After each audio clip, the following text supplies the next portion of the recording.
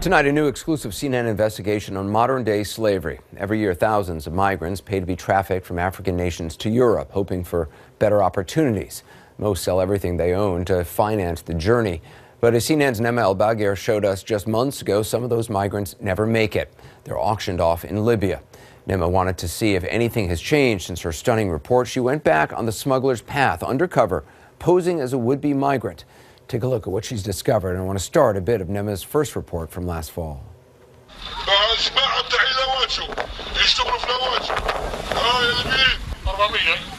Human beings auctioned like cattle for $400 apiece.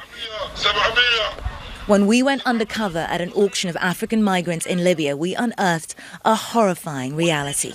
Libya's people traffickers were trading in people. These are the images that shocked the world. But in the months since the CNN broadcast, has anything really changed? Is the route to Europe still as easy as ever? We set off to find out. Edo State is Nigeria's main smuggling hub, where we're told traffickers ply their trade openly. We're hoping this man will agree to traffic us to Europe. Aveke, as he calls himself, is a broker. Known locally as Pusherman, he is one of an army of traffickers working with smugglers on the Nigeria end of the migrant route to Europe. He tells our producer he can do it for 500,000 naira. That's just under $1,400 each. The money is due on arrival in Libya. He warns us not to waste his time. We're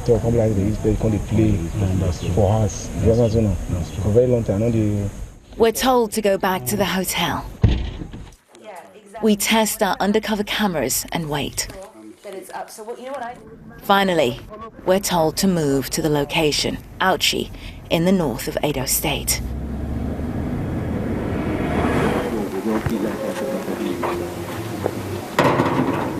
Tonight, Aveke is working out of a local hotel that doubles as a brothel. Inside the brothel, we're told to wait. We don't know what we're waiting for. Utterly unprepared, but all of a sudden, we're on the move. Our journey to Europe is underway. You need to read. We move to the local bus depot where we're told we'll be put on a bus heading north. But first, Aveke wants to know if I have everything I need. Like, what's it called? Like when I say here, they have boat cycle here. They have boat cycle, they have keys. You know keys? You know keys? They have keys here. You just have them in your bag. So, it's a journey. You just have it there. So we can't travel without the contraception? You get them from you. Okay. You get them, you're not paying, but you need to get it from you. As part of... Yes, part of the journey. Part of the journey, you'll get it first. Because the women are abused. What happens? The women are abused on the trip? In Libya. In Libya? What happens to them? They get pregnant? No, that's why he's telling you to have those things. It's not a guarantee. Sometimes, we have to meet one of them, like see somebody and say, I would like to assist you. You know what they need. Don't tell me you don't know what I'm saying. Taking me aside, Aveke repeats again, condoms. Don't struggle if you're raped, and ultimately, trust in God. With that, we board the overnight bus to the north. The doors lock behind us. From here begins the journey into the unknown. A journey that promises a litany of horrors: rape, trafficking, slavery. Once we're sure the bus has moved out of Aveke's sight, we jump off. We, at least, are safe. So, if we had stayed on that bus, we would be on our way to Kano now in the north of Nigeria, sometime the middle of the day, 2-3 in the afternoon tomorrow. We would be arriving in Kano. From Kano, somebody would have been waiting to take us on the next leg of the journey to Agadez, and from Agadez through to Libya. And in theory, on arrival in Libya, that's when the brokers get paid.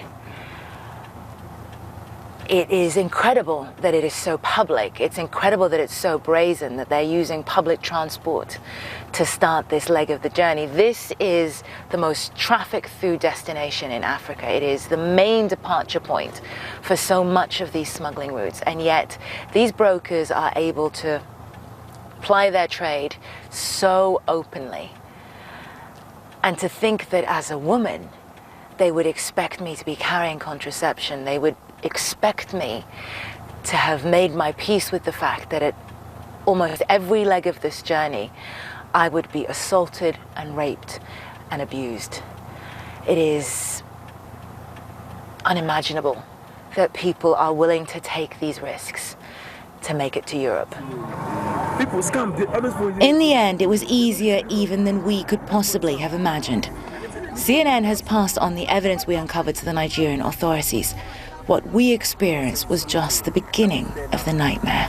Hopefully, the Nigerian government will be able to stop any more young women from being lured with the false dream of a new life. Ne'emal Baghir, CNN, Edo State, Nigeria. Nema joins us now. I mean, it's just incredible. You said you turned over information to the Nigerian authorities. I mean, as you said, it's so brazen, it's hard to imagine that at least some local authorities don't know what's going on.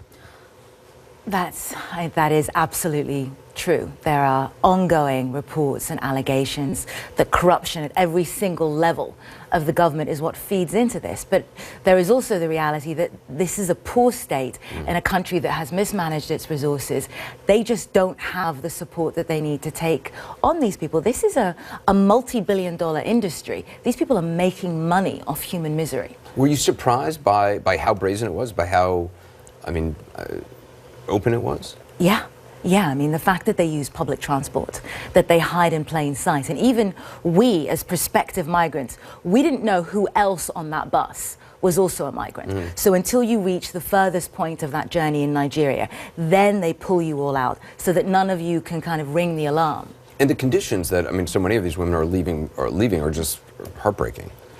Yes, that's I think, you can't imagine that anybody's state of poverty would be so bad that they would be willing to walk into a situation like that where they're told, here's the contraceptive because you will be raped. And then you visit their homes and you see these communities. One of the young men that we saw during this trip, we had met in Libya previously. He'd been a slave who had been rescued and he was sent back to Nigeria. We went to see his home, but it's not actually his home because if he stayed in the same house with his mother and siblings, they couldn't all afford to eat. So he was willingly homeless because every day he has to make the choice between whether he eats, whether his younger brother who is 4 eats, whether the son of his sister eats, and the choice that he's made is that he will sleep wherever he can, and then once every 2-3 days he will eat. And some get stopped in Libya. For some, Libya is the end of the journey. For others, they hope to continue onward to Europe. Yes, and of course in Europe there are no guarantees. Right. A lot of these women end up still in prostitution, still in forced sex slavery, because when they get there, the gangs say, well, you still owe us for this trip. Or, once you arrive there and you have no support system and you've gotten there illegally, it is essentially endless, the misery they're under. Yeah, you're living in the shadows. It's incredible reporting, Emma. Thank you. Thank you.